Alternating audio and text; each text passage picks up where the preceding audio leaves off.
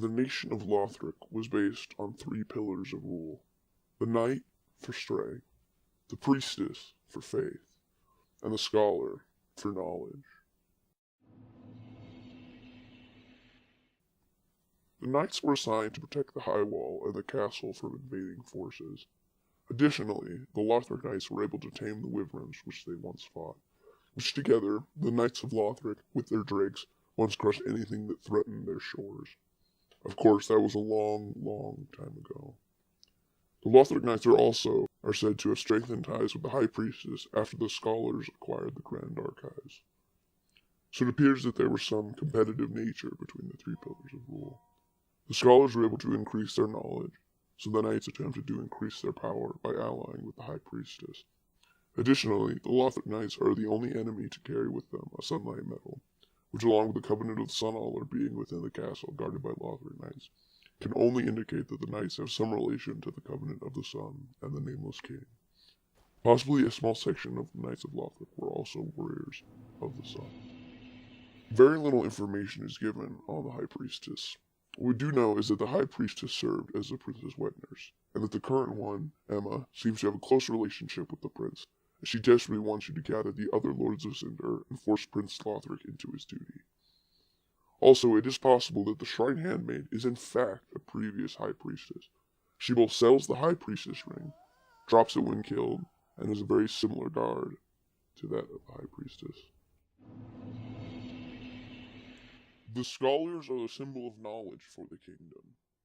These scholars, at some point in the past, obtained a great storehouse of knowledge, which we explore as the Grand Archives. It is unknown where they obtained this knowledge from, but it could possibly be that it was originally the Duke's archives from Dark Souls 1. But sometime before the events of the game, instead of using their vast knowledge to attempt to help the world, with the fire fading and the spreading pus of man tainting the castle, the Grand Archives closed its doors for good, and the way to Lothric, the last Lord of Cinder. But we find our own way in.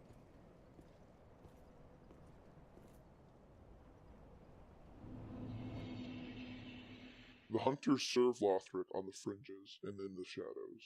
For generations, rulers of Lothric have relied especially upon the Black Hand hunters to punish enemies in a way the king's three pillars cannot. This secret fourth pillar of Lothric was established to punish those who fought against the three pillars of Lothric. Black Hand was the title established to honor hunters who served successive generations of kings. To date, no more than 3 such individuals have borne this distinction. Of the 3 Black Hand hunters, we meet 2. Goddard, who wields twin swords that share his name. The hunters known as the King's Black Hands wield paired weapons. These belong to Goddard, who fled the castle. Goddard rose quickly through the knighthood, no surprise to those who have witnessed his swordsmanship. We find his corpse outside of the Grand Archives, attempting to escape, assumedly killed by none other than the other Black Hand we meet, Kamui. The hunters known as the King's Black Hands wield paired weapons. These belong to Kamui, who looked after the prince. Kamui brought Onakiri with him to the Undead Settlement, where he forged Ubadachi, and was finally prepared to join the ranks of the Royal Hunters. Goddard was no match for Kamui, and was slain and left outside the archives. But he had a key to the Grand Archives door with him, which permits us access to the Grand Archives, where many horrors await us.